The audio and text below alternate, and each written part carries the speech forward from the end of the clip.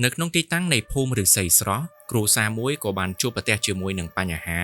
រហូតដល់ធ្វើឲ្យកូនស្រីច្បងនៃគ្រួសារមួយនេះត្រូវបានបញ្ជូនចាក់ចេញពីផ្ទះរឿងរ៉ាវដែលបានកើតឡើងចំពោះកូនស្រីច្បងនៃគ្រួសារមួយនេះបានធ្វើឲ្យឪពុកដែលគាត់ជាមេគ្រួសារមានអារម្មណ៍មិនសប្បាយចិត្តហើយព្រមទាំងខឹងសម្បារយ៉ាងខ្លាំងនិងបានមូម៉ៅនៅក្នុងគ្រួសារផងដែរស្របពេលដែលគាត់កំពុងតែរអ៊ូរទាំជាមួយនឹងអ្វីដែលបានកើតឡើងទៅលើកូនស្រីច្បងនៃគ្រួសាររបស់គាត់ភ្លាមនោះកូនប្រុសទី3នៃគ្រួសារមួយនេះក៏បានស្ទុះក្រោកឈរហើយព្រមទាំងសើចចំអកទៅកាន់ឪពុករបស់ខ្លួននិងនិយាយទាំងកំរោលប្រាប់ទៅកាន់ឪពុករបស់គេផងដែរថាអញគឺជាអ្នកដែលធ្វើកូនរបស់ឯងនោះក៏បានធ្វើឲ្យបុរសដែលជាឪពុកគាត់មានអារម្មណ៍ខឹងសម្បារយ៉ាងខ្លាំងហើយព្រមទាំងច្រឡោតដោយដកកំភ្លើងខ្លីភ្ជង់ទៅកាន់កូនប្រុសទី3របស់គាត់សមាជិកនៅក្នុងគ្រួសារក៏បានងើបទៅឃាត់បុរសដែលជាឪពុកក៏ព្រោះអ្វីដែលបាននិយាយទៅកាន់គាត់មុននេះមិនមែនជាកូនប្រុសទី3របស់គាត់នោះទេប៉ុន្តែគឺជាព្រលឹងវិញ្ញាណនៃពពួកអមនុស្សដែលកំពុងតែគ្រប់គ្រងទៅលើកូនប្រុសទី3របស់គាត់និងចង់បំផ្លាញគ្រួសាររបស់ពួកគេនោះឯង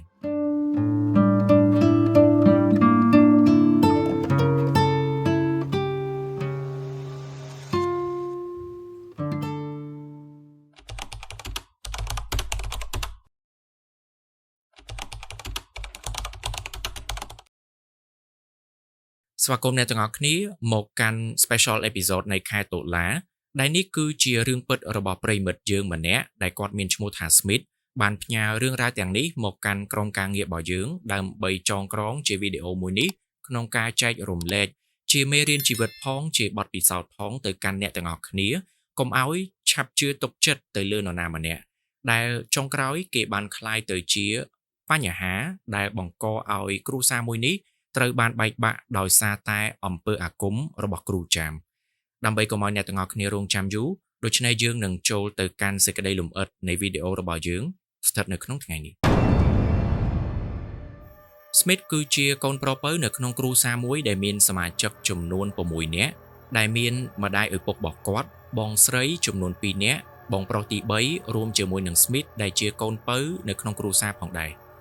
ឪពុករបស់ Smith គឺជាមន្ត្រីរាជការម្នាក់ហើយគាត់ក៏ជាមន្ត្រីបេសកកម្មដែលមិនសូវជាមកផ្ទះបានទៀងទាត់នោះទេទីតាំងនៃផ្ទះទី1របស់ Smith គឺ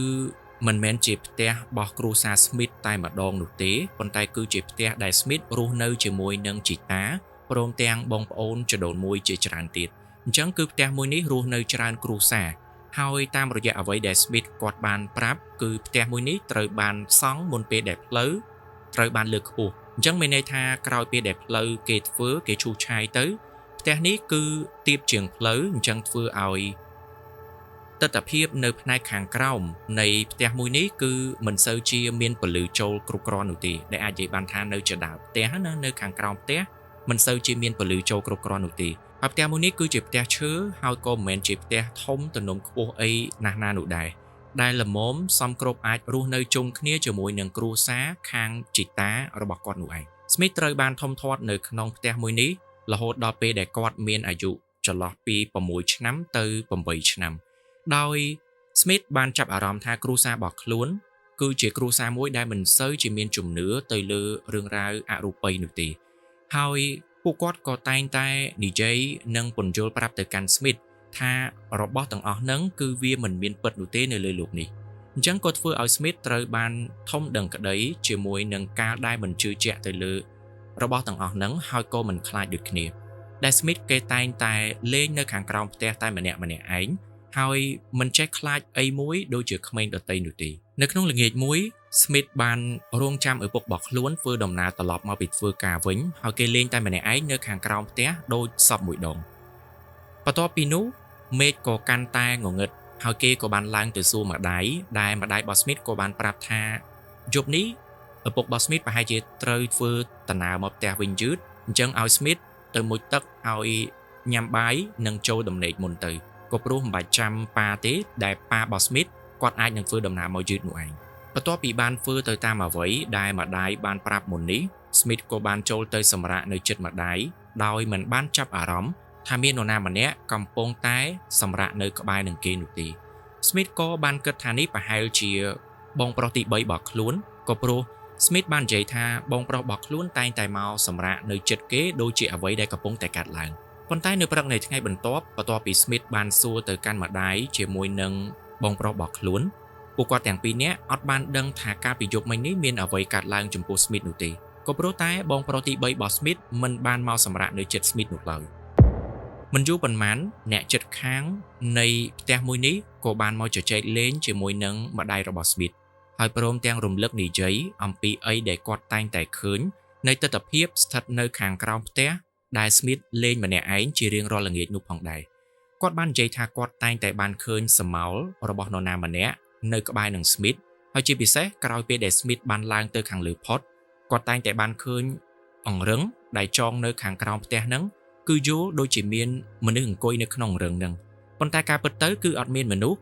នៅលើអង្រឹងហ្នឹងទេតែអង្រឹងហ្នឹងគឺយល់ដោយខ្លួនឯងអ្វីដែលអ្នកជិតខាងបាននិយាយប្រាប់ទៅកាន់ម្ដាយរបស់ Smith នេះគាត់ក៏មិនបានប្រាប់លម្អិតទៅកាន់កូនប្រុសរបស់គាត់ថាវាមានអ្វីកើតឡើងចំពោះ Smith នោះឡើយអញ្ចឹង Smith បានគិតថាវាប្រហែលជារឿងធម្មតាតែប៉ុណ្ណោះហើយការសន្ទនារបស់ពួកគាត់ទាំងពីរ Smith ក៏មិនបានស្ដាប់ឲ្យបានពេញលេញថាវាគឺជាអ្វីឲ្យប្រកបរយៈពេលកន្លងផុតទៅគ្រួសារមួយនេះក៏បានទៅលេងនៅឯស្រុកកំណើតជួបជុំគ្នាជាមួយនឹងបងប្អូនផងដែរហើយជាធម្មតាក៏មិនខុសពីគ្រួសារដទៃដែរដែលពេលដែលទៅលេងជុំបងប្អូននៅឯភូមិកំណើតនៅឯស្រុកកំណើតគឺតែងតែស្នាក់នៅក្នុងផ្ទះមួយសម្រាប់ជុំគ្នានៅក្នុងផ្ទះមួយហ្នឹងហើយនៅក្នុងថ្ងៃទី1នៃពេលដែលគ្រួសារទៅជួបជុំគ្នានៅឯភូមិកំណើតហ្នឹង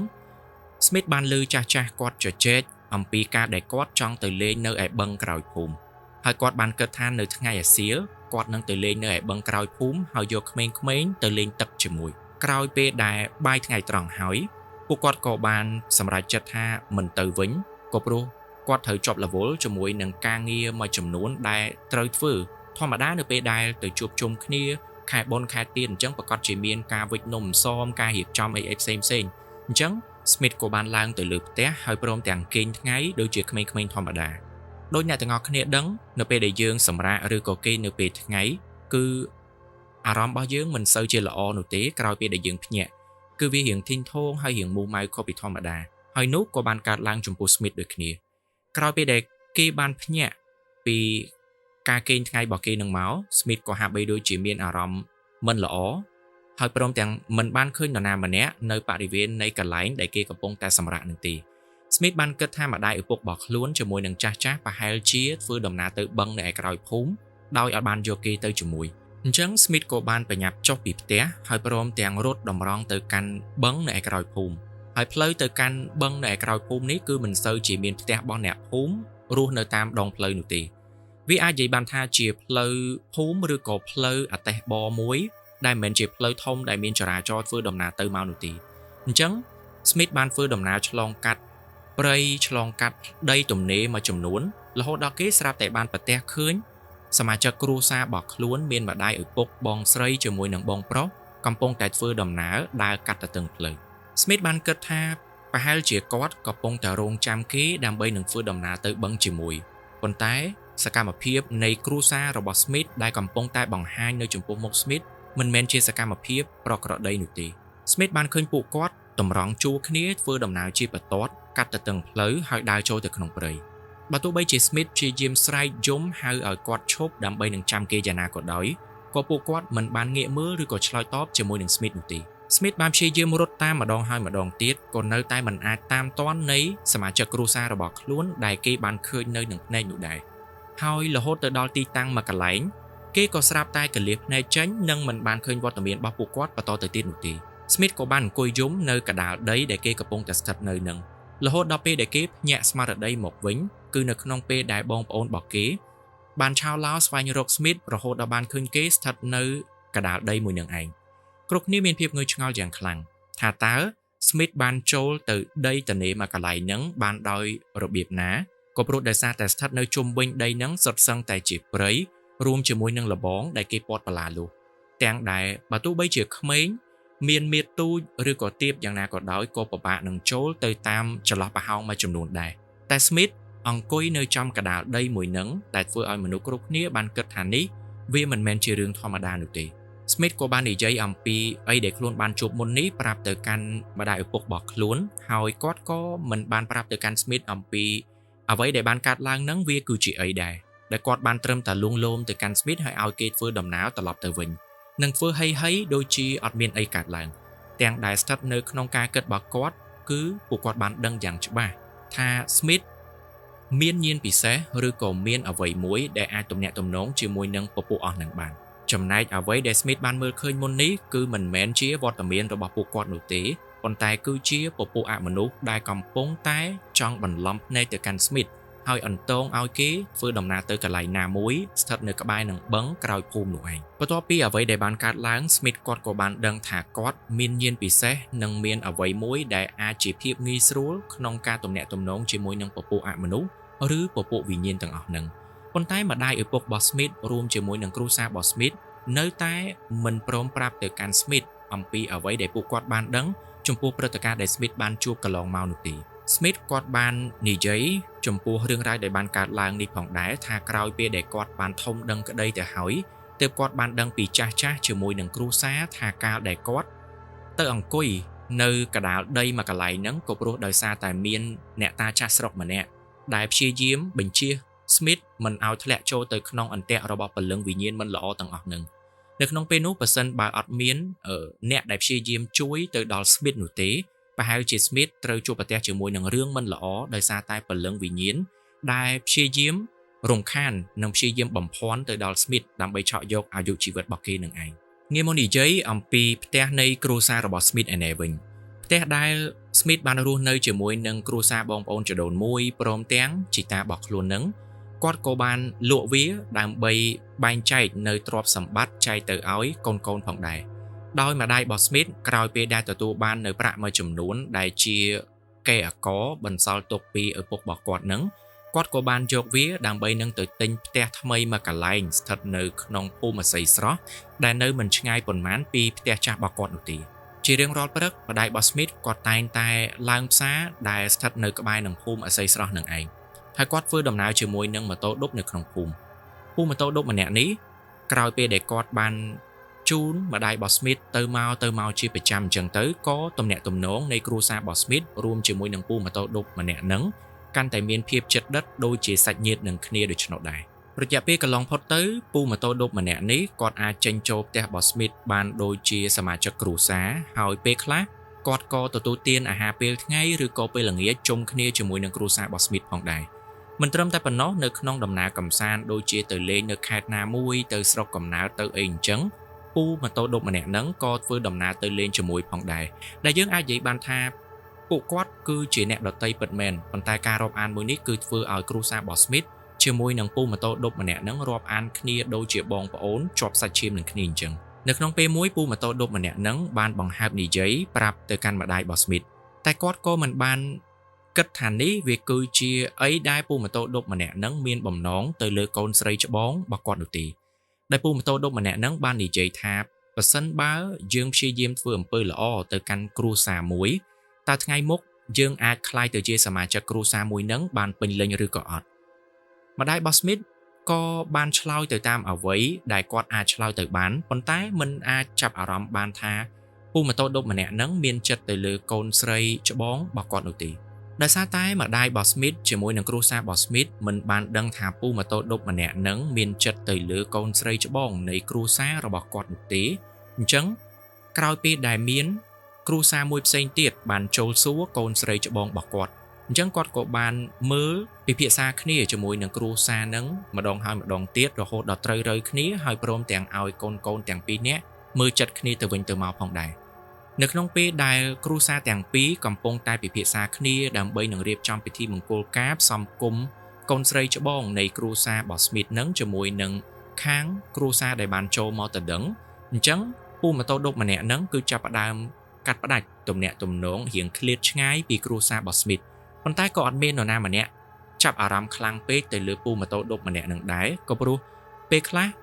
គាត់ត្រូវរវល់ជាមួយនឹងគ្រួសាររបស់គាត់ឬក៏ជាប់ដឹកភ្ញៀវដឹកអីអញ្ចឹងទៅហើយគាត់អត់សូវជាបង្ហាញវត្តមានញឹកនៅក្នុងផ្ទះគ្រួសាររបស់ Smith នោះទេចំណែកបងស្រីរបស់ Smith ក៏អត់បានប្រកែកជាមួយនឹងការផ្សំគុំនៃពិធីមង្គលការមួយនឹងឡើយរហូតដល់ធ្វើឲ្យ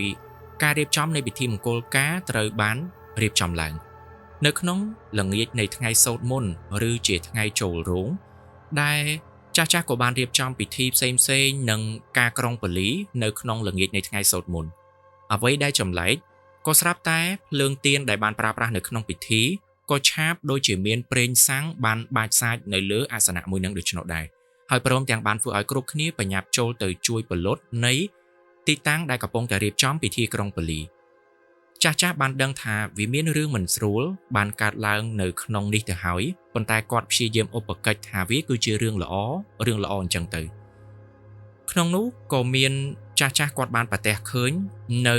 កាចាយបានហោះចូលទៅក្នុងទីតាំងនៃរោងស្ថិតនៅក្នុងកន្លែងដែលភ្លើងត្រូវបានឆាបមុននេះឯងហើយគាត់ក៏បានព្យាយាមរៀបចំពិធីផ្សេងៗដើម្បីបញ្ជៀសនៅអ្វីមិនល្អទាំងអស់ហ្នឹងដោយគាត់បានដឹងថាប្រកាសជាមានអ្នកដែលធ្វើនៅអាគមអូមអាមពាក់ព័ន្ធជាមួយនឹងមង្គលការរបស់កូនកន្លោះជាមួយនឹងកូនក្រមុំនឹងឯងអញ្ចឹងពួកគាត់ក៏បានប្រាប់ទៅកាន់ម្ដាយឪពុករបស់កូនកន្លោះជាមួយនឹងកូនក្រមុំឲ្យមានការប្រុងប្រយ័ត្នក៏ព្រោះប្រហែលជាមានអ្នកដែលមានបំណងមិនល្អមកកាន់ពួកគេទាំងពីរនាក់បន្ទាប់ពីនោះពិធីមង្គលការមួយនឹងក៏ត្រូវបានដំណើរការទៅយ៉ាងរលូនរហូតដល់ចប់ជាស្ថាពរផងដែរប៉ុន្តែរយៈពេល2ថ្ងៃក្រោយពេលដែលពិធីមង្គលការត្រូវបានបញ្ចប់វត្តមានបងស្រីច្បងរបស់ Smith ដែលជាកូនក្រមុំនៅក្នុងពិធីមង្គលការមួយនឹងក៏ស្រាប់តែបាត់ខ្លួនដោយគ្មានមូលហេតុសមាជិកគ្រួសារទាំងសងខាងក៏បានព្យាយាមធ្វើដំណើរទៅកន្លែងដែលគាត់ចូលចិត្តទៅហើយទំនាក់ទំនងជាមួយនឹងមិត្តភ័ក្តិរបស់គាត់ទាំងប៉ុន្មានគឺគ្មានតម្រុយអ្វីសោះពាក់ព័ន្ធជាមួយនឹងការចាក់ចេញពីផ្ទះរបស់បងស្រី Smith នេះឯងឪពុករបស់ Smith ដែលគាត់ក៏ជាមន្ត្រីរាជការម្នាក់ហើយមានខ្សែបណ្ដាញច្រើនដែលអាចនឹងងាយនៅក្នុងការតាមស្វែងរកបងស្រីរបស់ Smith អញ្ចឹងគាត់ក៏បានពឹងពាក់ទៅលើមិត្តភ័ក្តិរបស់គាត់រហូតដល់អាចស្វែងរកឃើញបងស្រីរបស់ Smith ដែលបានព្យាយាមលាក់ខ្លួននៅក្នុងទីតាំងនៃខេត្តកំពង់សោមដែលធ្វើឲ្យសមាជិកគ្រួសារទាំងខាងដន្លងទាំងខាងសាច់បកើតរបស់គ្រួសារ Smith នឹងបានបញ្ញាប់ទៅទទួលបងស្រីរបស់ Smith ធ្វើដំណើរត្រឡប់មកវិញសមាជិកគ្រួសារជាពិសេសគឺម្ដាយរបស់ Smith បានព្យាយាមសួរនាំទៅកាន់កូនស្រីរបស់គាត់ថាតើមានអ្វីកើតឡើងទើបបានជាធ្វើឲ្យបងស្រីរបស់ Smith ព្យាយាមរត់ចាក់ចេញពីផ្ទះទាំងដែលទើបតែរៀបចំពិធីមង្គលការចប់បានតែ2ថ្ងៃតែប៉ុណ្ណោះឬក៏មិនពេញចិត្តជាមួយនឹងប្តីរបស់ខ្លួនឬក៏យ៉ាងណាបងស្រីរបស់ Smith បានឆ្លើយតបទៅកាន់គ្រួសារផងដែរថាវាមិនមែនជាបញ្ហាដែលធ្វើឲ្យគាត់រត់ចេញពីផ្ទះនោះទេតែគាត់មានអារម្មណ៍មិនសប្បាយចិត្តហើយស្មុគស្មាញខុសពីធម្មតាដែលធ្វើឲ្យចិត្តរបស់គាត់ចង់តែធ្វើដំណើរចាក់ចេញពីអ្នកគ្រប់គ្នាឲ្យឆ្ងាយឲ្យបាត់តែម្ដងម្ដាយឪពុកនៃគ្រួសាររបស់ Smith គឺសម្រេចចិត្តឲ្យកូនស្រីច្បងរបស់គាត់ទៅរស់នៅឯខាងប្តីមួយរយៈពេលសិនមុនពេលដែលត្រឡប់មករស់នៅក្នុងផ្ទះគ្រួសាររបស់ Smith នៅឯភូមិអាស័យស្រស់នឹងឯង Smith បាននិយាយថាបើទោះបីជាបងស្រីរបស់ខ្លួនត្រូវបានបញ្ជូនទៅរស់នៅឯផ្ទះប្តីរបស់គាត់ក៏ពិតមែនប៉ុន្តែបងស្រីរបស់ Smith នៅតែព្យាយាមចង់ត្រឡប់មកកាន់ផ្ទះនៃគ្រួសាររបស់ខ្លួនវិញដែលហាក់បីដូចជាមានអីមួយព្យាយាមទាញគាត់ឲ្យត្រឡប់មកវិញដូច្នោះដែររាល់ពេលដែលគាត់បានត្រឡប់មកផ្ទះវិញបងស្រីរបស់ Smith តែងតែឈឺក្បាលហើយមានពេលខ្លះរហូតដល់ស្លាប់បាត់បង់ស្មារតីគ្រួសារបានចាប់ផ្ដើមគិតថានេះវាអាចជាជំងឺប្រចាំកាយឬក៏អ្វីមួយប៉ុន្តែក្រោយពេលដែលបញ្ជូនគាត់ទៅព្យាបាលនៅឯមន្ទីរពេទ្យទៅរកនៅអាការៈដែលធ្វើឲ្យគាត់ស្លាប់និងចុះខ្សោយនៃធម៌ពលនៅក្នុងរូបរាងកាយរបស់គាត់គឺគ្មានអ្វីប្លែកខុសប្រក្រតីនោះទេអញ្ចឹងក្រៅពីពេទ្យមើលមិនឃើញគឺមានតែរឿងរ៉ាវដែលពាក់ព័ន្ធជាមួយនឹងអាគមក៏ព្រោះតែវាធ្លាប់បានកើតឡើងម្ដងទៅហើយនៅក្នុងថ្ងៃនៃពិធីមង្គលការនោះឯងគ្រួសាររបស់ Smith ក៏បានយកគាត់ទៅស្រោចទឹកនៅឯព្រះសង្ឃនៅឯវត្តនិងទីអារាមល្បីៗហើយប្រកែមួយចំនួនប៉ុន្តែក៏មិនអាចធ្វើឲ្យអាការៈរបស់គាត់ត្រូវបានធូរស្បើយរយៈពេលវែងនោះទេនៅក្នុងកំឡុងនៃឆ្នាំ2014និងឆ្នាំ2015នេះគឺ Smith គាត់ចាប់ផ្ដើមចេញធ្វើការទៅហើយក្រោយពេលដែលគាត់បានត្រឡប់មកផ្ទះវិញនៅពាក់កណ្ដាលអាធ្រាត្រ Smith គាត់ស្រាប់តែបានប្រទះឃើញនៅกระดาษពណ៌សមួយសន្លឹកនៅក្បែរនឹងលបងផ្ទះរបស់គាត់នៅផ្នែកខាងក្នុងគាត់បានរើសกระดาษមួយនឹងយកមកមើលហើយព្រមទាំងបានឃើញរូបខ្លារួមជាមួយនឹងអក្សរយ័ន្តអញ្ញៃនៅលើกระดาษសមួយសន្លឹកនឹង អញ្ចឹងម្ដាយឪពុករបស់ Smith រួមជាមួយនឹងគ្រប់គ្នាដែលស្ថិតនៅក្នុងផ្ទះក៏បានយកទឹកនោមមកជះពីលើហើយយកកថៅទៅផ្កាប់ពីលើกระดาษយ័ន្តមួយនឹងផងដែរពួកគាត់ក៏បានដឹងថាអំពើមួយនេះវាគឺធ្វើឡើងសម្ដៅទៅកាន់កូនស្រីច្បងរបស់គាត់អញ្ចឹងទើបបានជាក្រោយពេលដែលពិធីមង្គលការត្រូវបានបញ្ចប់កូនស្រីច្បងរបស់គាត់ចាប់ផ្ដើមបង្ហាញនៅអាការៈប្លែកៗទាំងដែលក៏បានយកទៅពិនិត្យមើលនៅឯពេទ្យមិនមានឃើញអាការៈឬក៏ភាពខុសប្លែកអ្វីមួយនោះទេតាមរយៈអ្វីដែលបានកាត់ឡើងបន្តមកនេះក៏បានធ្វើឲ្យ Smith បានដឹងថាគ្រួសាររបស់ខ្លួនមិនមែនគ្មានជំនឿទៅលើរឿងរ៉ាវអរូបីនោះទេប៉ុន្តែគ្រួសាររបស់ខ្លួនគឺជាគ្រួសារដែលមានជំនឿទៅលើរឿងរ៉ាវទាំងនេះដោយគ្រាន់តែគាត់លាក់បាំងមិនចង់ឲ្យកូនបានដឹងតែប៉ុណ្ណោះឪពុករបស់ Smith គឺមានគ្រូបាត់ជាយធំមួយដែលគាត់កាន់ជាប្រចាំហើយបន្តពីមួយចំនួនទៅមួយចំនួនដោយឪពុករបស់ Smith គាត់ក៏ជាបុគ្គលម្នាក់ដែលចេះរបៀនខ្លះៗដែរហើយគាត់ក៏មានប្រជ្រោយក្រហមនៅនឹងបាតជើងរបស់គាត់ចំណែកឯអ៊ំប្រុសរបស់ Smith គាត់គឺជាអ្នកដែលចេះរបៀនអាគមនិងអ្នកដែលមានទំនាក់ទំនងជាមួយនឹងគ្រូអាគមម្នាក់ស្ថិតនៅឯប៉ាំងអាស័យនៃខេត្តកំពង់ស្ពឺនេះឯងលោកតាដែលចេះរបៀនអាគមនិងមានទំនាក់ទំនងជិតដិតជាមួយនឹងអ៊ំប្រុសរបស់ Smith គាត់ក៏បានជួយមើលដើម្បីចង់ដឹងថាតើកូនស្រីនៅក្នុងគ្រួសារមួយនេះត្រូវទទួលរងអំពើអ្វីហើយនរណាគឺជាអ្នកធ្វើគាត់បានបញ្ជាក់ទៅកាន់គ្រួសារថាអំពើមួយនេះវាគឺជាអំពើអាគមធ្វើចេញពីគ្រូចាមដែលមិនមែនជាគ្រូខ្មែរឬក៏គ្រូអាគមធម្មតានោះទេអាគមមួយនេះដើមឡើយត្រូវធ្វើសម្ដៅទៅកាន់ម្ដាយឪពុករបស់ Smith ដែលមិនមែនជាកូនស្រីច្បងនៃគ្រួសារមួយនេះនោះទេប៉ុន្តែដោយសារតែអំពើមួយនេះត្រូវធ្វើតាមខ្សែច្បួរអញ្ចឹងនៅពេលដែលម្ដាយឪពុកនៃគ្រួសារមួយនេះ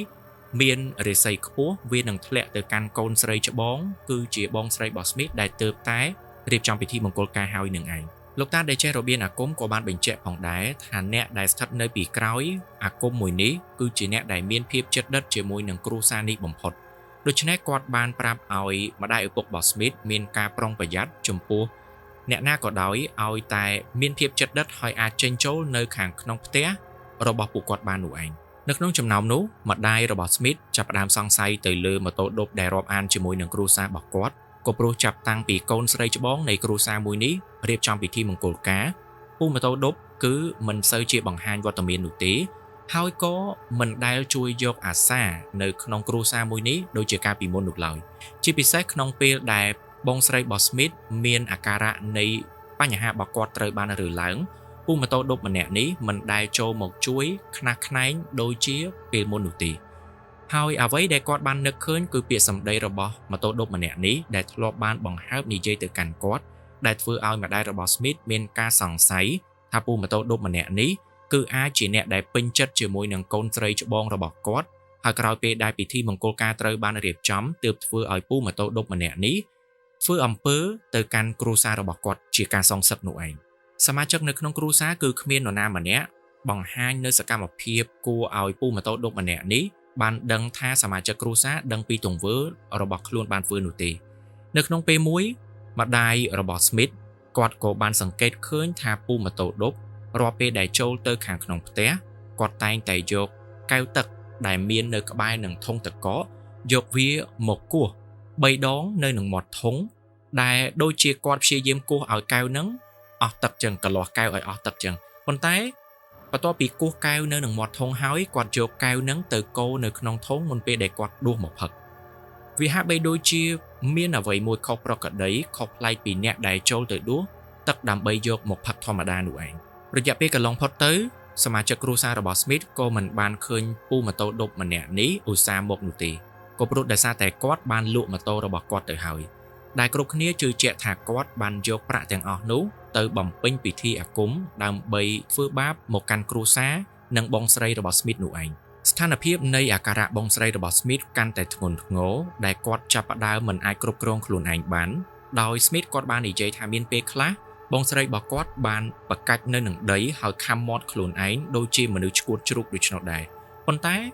រយៈពេលកន្លងផុតទៅគាត់ក៏ត្រឡប់មកសភាពដើមវិញដូចជាគ្មានរឿងអ្វីកើតឡើងមានពេលខ្លះបងស្រីរបស់ Smith បាននិយាយនៅអ្វីដែលពិបាកនឹងស្ដាប់ហើយមិនមែនជាអត្តចរិតរបស់គាត់នោះទេ ដោយសារតែមិនអាចទ្រាំបានជាមួយនឹងអ្វីដែលកំពុងតែយាយីទៅដល់បងស្រីរបស់ Smith គ្រួសារមួយនេះក៏បានអញ្ជើញលោកតាដែលជាគ្រូអាគមនៅឯប៉ាំងឥសីធ្វើដំណើរមកកាន់ផ្ទះមួយនេះក្នុងការប្រមាលមើលនិងជួយដោះស្រាយនៅបញ្ហាកូនស្រីច្បងនៃគ្រួសារផងដែរបន្ទាប់ពីគាត់បានធ្វើដំណើរមកដល់គាត់ពិតជាទទួលបានអារម្មណ៍ថាផ្ទះមួយនេះពិតជាមានអ្វីខុសប្រក្រតីពិតមែនហើយមិនទាន់បានប្រមាណផងនឹងក្នុងពេលដែលគាត់កំពុងតែអង្គុយជជែកលេងជាមួយនឹងអ៊ំប្រុសព្រមទាំងម្ដាយរបស់ Smith បងស្រីរបស់ Smith ក៏ចាប់ផ្ដើមរើឡើងសារជាថ្មីហើយព្រមទាំងខំមាត់ខ្លួនឯងនៅក្នុងទីតាំងនៃផ្ទះមួយនេះហើយព្រមទាំងចង្អុលទៅផ្នែកខាងឆ្វេងនៃជ្រុងម្ខាងនៃផ្ទះគ្រប់គ្នាក៏ចាប់ផ្ដើមព្យាយាមដើរមើលថាតើមានអ្វីចម្លែកទៀតហើយទើបបានជាធ្វើឲ្យបងស្រីរបស់ Smith ចាប់ផ្ដើមមានអាការៈបែបនេះសារជាថ្មីនៅក្នុងចំណោមអ្នកដែលជួយព្យាយាមស្វែងរកនៅរបស់អាគមដែលត្រូវបានគេយកមកលាក់នៅក្នុងផ្ទះគឺអត់មាននរណាម្នាក់បានរកឃើញនោះទេដែលមានតែ Smith ម្នាក់តែប៉ុណ្ណោះដែលគាត់មានការសង្ស័យស្ថិតនៅក្នុងទីតាំងនៃបន្ទប់មួយនៅឯក្រោយផ្ទះនៃផ្នែកខាងឆ្វេងនោះឯងហើយ Smith ពិតជាបានរកឃើញនៅกระดาษយ័ន្តមួយរួមជាមួយនឹងធូបដែលកំពុងតែដុតឆេះនៅក្នុងទីតាំងមួយនោះពិតមែនបន្ទាប់ពីបានយកវាមកប្រគល់ទៅឲ្យលោកតាដែលជាគ្រូអាគមហើយគាត់ក៏បានរៀបចំពិធីមួយចំនួនដើម្បីសម្រួលនៅអ្វីដែលកំពុងតែយាយីទៅដល់កូនស្រីច្បងនៃគ្រួសារមួយនេះដោយគាត់បានបញ្ជាក់ថាព្រាយដែលត្រូវបានគេបញ្ជូនមកឲ្យធ្វើបាបទៅកាន់កូនស្រីច្បងនៃគ្រួសារមួយនេះវាអាចមានឥទ្ធិពលគ្រប់គ្រងទៅលើរូបរាងកាយកូនស្រីច្បងមួយនេះទៅហើយដូច្នេះគាត់ពិតជាមិនអាចធ្វើពិធីទាំងមូលនៅក្នុងទីតាំងមួយនេះទេដោយចាំបាច់ត្រូវបញ្ជូនកូនស្រីច្បងដែលជាបងស្រីរបស់ Smith នឹងទៅកាន់ផ្ទះរបស់គាត់ដើម្បីរៀបចំពិធីដែលវាគឺជាសង្វៀនអាគមនោះឯងលោកតាដែលគាត់ចេះរបៀបអាគមគាត់ក៏បានធ្វើដំណើរត្រឡប់ទៅផ្ទះរបស់គាត់មុនដើម្បីនឹងទិញនៅគ្រឿងដង្វាយព្រមទាំងរណ្ដាប់មួយចំនួនក្នុងការរៀបចំនៅពិធីដើម្បីនឹងបណ្ដេញនៅពពួកនៃវិញ្ញាណអាក្រក់ដែលកំពុងតែស្ថិតនៅក្នុងរូបកាយរបស់កូនស្រីច្បងនៃគ្រួសារមួយនេះហើយព្រមទាំងត្រៀមខ្លួនសម្រាប់របៀនអាគមដែលអាចនឹងវាយបកមកកាន់គ្រួសាររួមជាមួយនឹងគាត់ដែលជាអ្នកដោះអំពើផងដែរប៉ុន្តែមុនពេលដែលគាត់បានធ្វើដំណើរត្រឡប់ទៅវិញគាត់ក៏បានផ្ដាំផ្ញើជាមួយនឹងគ្រួសារមួយនេះថាស្ថិតនៅក្នុងយប់ថ្ងៃសុក្រត្រូវតែមានការប្រុងប្រយ័ត្នខ្ពស់មែនទែនចំពោះកូនស្រីដែលកំពុងតែត្រូវអំពើរបស់គេនេះដែលអាចនឹងឆក់យកអាយុជីវិតរបស់នាងផងដែរដូច្នេះគ្រួសារគឺពិតជាមានការប្រុងប្រយ័ត្នទៅតាមពាក្យសម្ដីរបស់លោកតាហើយស្ថិតនៅក្នុងយប់ថ្ងៃសុក្រក្រោយពេលដែល Smith បានធ្វើដំណើរមកពីធ្វើការ Smith បានរកឃើញនៅទៀនក្រហមរួមជាមួយនឹងกระดาษយ័ន្តដដែលស្ថិតនៅខាងក្រោយនៃផ្ទះមួយនេះក្បែរនឹងដើមស្វាយហើយ Smith បានដឹងថាអំពើមួយនេះគឺកាន់តែខ្លាំងក្លាពីមួយជំហានទៅមួយជំហានដែលត្រូវចាំបាច់ពន្លឿននៃការដោះស្រាយចំពោះបងស្រីរបស់ខ្លួនផងដែររយៈពេលប្រហែលថ្ងៃដែលលោកតាបានធ្វើដំណើរមកផ្ទះនៃគ្រួសារមួយនេះគ្រប់គ្នាមិនបានឃើញវត្តមានរបស់ពូម៉ូតូឌុបបានចូលទៅខាងក្នុងបរិវេណនៃផ្ទះរបស់ពួកគេនោះទេដែលពូម៉ូតូឌុបម្នាក់នេះបានត្រឹមតែអង្គុយនៅផ្ទះលក់ចាប់ហួយទល់មុខជាមួយនឹងផ្ទះនៃគ្រួសាររបស់ Smith ហើយហាក់បីដូចជាកំពុងតែឃ្លាំមើលសកម្មភាពអ្វីមួយដូច្នោះដែររហូតដល់ថ្ងៃសៅរ៍ជាពេលវេលាដែលលោកតាបានប្រាប់ឲ្យគ្រួសារមួយនេះមានការប្រុងប្រយ័ត្នខ្ពស់អាការៈនៃបញ្ហារបស់បងស្រី Smith ក៏ចាប់ផ្ដើមរើឡើងសារជាថ្មីខំមាត់ព្រមទាំងធ្វើបាបទៅកាន់ខ្លួនឯងគ្រប់គ្នាក៏បានបញ្ញាប់ស្វែងរកមើលនៅกระดาษយ័ន្តរួមជាមួយនឹងរបស់អាគមដែលគេបានយកមកបោះនៅក្នុងបរិវេណនៃផ្ទះមួយនេះសារជាថ្មីគ្រប់គ្នាគឺបានរកឃើញនៅកាំបិតព្រមទាំងអាវុធមុតស្រួចជាច្រើនត្រូវបានលាក់នៅតាមកន្លែងមួយចំនួនដែលយើងមិនចាប់អារម្មណ៍ដូចជានៅធ្នឹមផ្ទះនៅក្បែរនឹងបន្ទប់ទឹកនៅគៀនជើងតសជាដើមសុទ្ធសឹងតែមានកាំបិតជាមួយនឹងរបស់មុតស្រួចដែលហាក់បីដូចជាអ្នកដែលធ្វើអំពើនេះមិនចង់គ្រាន់តែបំបែកនៃទំនាក់ទំនងនៃភាពជាប្តីប្រពន្ធកូនស្រីច្បងនៃគ្រួសារមួយនេះនោះទេគឺចង់ឆក់យកអាយុជីវិតរបស់គាត់តែម្ដងដូច្នេះគ្រប់គ្នាក៏មិនអាចរងចាំបានបន្តទៅទៀតនោះឡើយដោយម្ដាយរបស់ Smith ក៏បានបញ្ញាប់ពឹងពាក់ទៅលើពូជាមួយនឹងអ៊ំប្រុសរបស់ Smith ដើម្បីបញ្ជូនបងស្រីរបស់ Smith ធ្វើដំណើរទៅកាន់ផ្ទះរបស់លោកតាដែលចេះរបៀនអាគមនោះជាបន្ទាន់ចំណែកឯឪពុករបស់ Smith គាត់ក៏បានធ្វើដំណើរមកពីកន្លែងធ្វើការរបស់គាត់ដើម្បីនឹង មើលនៅក្នុងផ្ទះស្របពេលដែលស្ថានភាពនៅក្នុងផ្ទះកាន់តែមានភាពរញ៉េរញ៉ៃ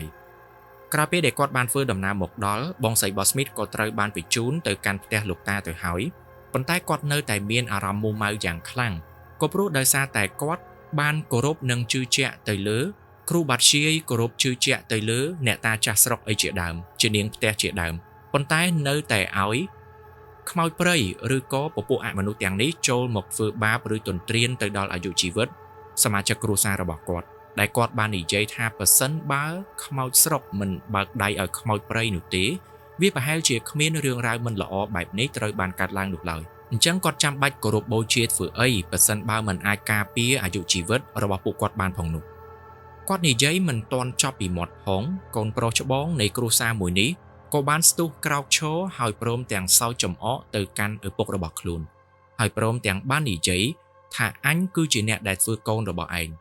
អញនឹងធ្វើឲ្យវាងាប់រហូតតតែបានភ្លាមនោះឪពុករបស់ Smith គាត់មិនបានចាប់អារម្មណ៍ថាកូនប្រុសទី3របស់គាត់កំពុងតែត្រូវបានវិញ្ញាណអ្វីមួយសន្ធិដ្ឋនោះទេតែគាត់បែរជាប្រើប្រាស់កំហឹងដើម្បីនឹងដោះស្រាយរឿងរ៉ាវទាំងនេះដោយគាត់បានដកយកកាំភ្លើងខ្លីភ្ជង់ទៅកាន់កូនប្រុសរបស់ខ្លួនហើយធ្វើឲ្យសមាជិកគ្រួសារគ្រប់គ្នាមានភាពតក់ស្លុតព្រមទាំងព្យាយាមសម្រួលអារម្មណ៍របស់គាត់ក្រោយមកទើបគាត់បានដឹងថាអ្នកដែលបាននិយាយជាមួយនឹងគាត់មុននេះមិនមែនជាកូនប្រុសទី3របស់គាត់នោះឡើយប៉ុន្តែគឺជាខ្មោចព្រាយដែលត្រូវបានបញ្ជូនមកដើម្បីសន្ធិដ្ឋនៅក្នុងរូបរាងកាយរបស់គេនោះឯងគាត់បានប្រាប់ឲ្យអ្នកគ្រប់គ្នាប្រញាប់ផ្ដួលគេទៅនឹងដីហើយគាត់បានយកជើងរបស់គាត់ជន់ពីលើក្បាលកូនប្រុសទី3និងព្យាយាមជំរិតសួរនាំថាតើការធ្វើដំណើរមកដល់របស់ពពួកវិញ្ញាណដែលគ្រប់គ្រងទៅលើរូបរាងកាយកូនប្រុសរបស់គាត់នេះក្នុងគោលបំណងអីវិញ្ញាណដែលស្ថិតនៅក្នុងរូបកាយកូនប្រុសទី3នេះក៏បានបញ្ជាក់ផងដែរថាពួកវាមកតាមការបញ្ជារបស់គេតែប៉ុណ្ណោះហើយវាមានបំណងចង់ឆក់យកអាយុជីវិតមនុស្សមួយគ្រួសារមិនត្រឹមតែជាកូនស្រីច្បងនោះទេបន្ទាប់ពីនោះឪពុកនៃគ្រួសារមួយនេះក៏បានគំរាមថាត្រូវតែចេញពីកូនប្រុសរបស់គាត់មុនពេលដែលគាត់យកជើងដែលមានបជ្រោយក្រហមនឹងជន់ដើម្បីរំលាយនៃព្រលឹងរបស់ពពួកអមនុស្សទាំងអស់នេះបន្ទាប់ពីនោះវាក៏បានចាក់ចេញពីរូបរាងកាយកូនប្រុសទី3របស់គាត់ហើយស្ថានភាពរបស់បងប្រុស Smith ក៏ហាក់បីដូចជាទន់ដៃទន់ជើងនិងល្វើយអស់កម្លាំងជាខ្លាំងនៅក្នុងយប់នោះ Smith បាននិយាយផងដែរថាបងប្រុសរបស់ខ្លួនបើទោះបីជាវិញ្ញាណដែលកាចសាហាវមុននេះបានចាក់ចេញទៅប៉ុន្តែអពពួកអមនុស្សដែលគ្រូអាគមបានបញ្ជាមកនឹងគឺព្យាយាមគ្រប់គ្រងទៅលើរូបរាងកាយបងប្រុសរបស់គាត់ជាបន្តបន្ទាប់ម្ដងហើយម្ដងទៀតម្ដងធ្វើអ្នកនេះម្ដងធ្វើអ្នកនោះអញ្ចឹងទៅកូនប្រុសទី3ត្រូវបានពពួកវិញ្ញាណចេញចូលនិងគ្រប់គ្រងរូបកាយចំណែកឯកូនស្រីទី2ក៏ត្រូវបានអាគមមួយនេះបានធ្វើឲ្យគាត់សន្លប់បាត់បង់ស្មារតីហើយមានអាការៈដូចជាអ្វីដែលកូនស្រីច្បងធ្លាប់ជួបប្រទះកាលពីពេលមុនចំណែកឯកូនស្រីច្បងបែរជាមិនមានផលប៉ះពាល់ឬក៏អាការៈដូចជាពេលមុនតែបែរជាធ្វើឲ្យគាត់ចង់ទទួលទានបរិយហើយជក់បរិយដែល Smith គាត់បាននិយាយថាប្រហែលជា15កញ្ចប់ស្ថិតនៅក្នុងរយៈពេលតែមួយយប់តែប៉ុណ្ណោះបន្ទាប់ពីបានបញ្ជូនកូនស្រីច្បងនៃគ្រួសារមួយនេះទៅដល់ទីតាំងនៃផ្ទះរបស់លោកតាដែលជាគ្រូអាគមការដោះអំពើមួយនេះមិនមែនមានតែវត្តមានរបស់លោកតាម្នាក់នោះទេប៉ុន្តែគឺមានការចូលរួមពីសំណាក់អ៊ំប្រុសរបស់ Smith រួមជាមួយនឹងព្រះសង្ឃមួយអង្គដែលលោកមានតំណែងជិតដិតជាមួយនឹងគ្រួសាររបស់ Smith ផងដែរ Smith បាននិយាយផងដែរថាការដោះអំពើដែលបានធ្វើបាបទៅលើបងស្រីរបស់ខ្លួនមិនមែនចំណាយរយៈពេល1ថ្ងៃ2ថ្ងៃនោះទេគឺបានចំណាយរយៈពេលជាច្រើនថ្ងៃក៏ព្រោះដោយសារតែលោកតាបាននិយាយថាព្រាយដែលត្រូវបានគ្រប់គ្រងទៅលើរូបរាងកាយ